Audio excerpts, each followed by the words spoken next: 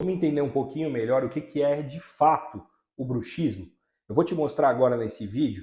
A gente consegue notar agora no vídeo que os dentes escorregando de uma forma onde eles estão se sobressaindo, a parte de cima sobre a parte de baixo. Então esse movimento de esfregaço, ele vai acontecendo e vai fazendo esse desgaste dentário. Então a maior questão para a gente identificar se a gente tem bruxismo ou não é começar a identificar esses desgastes dentários.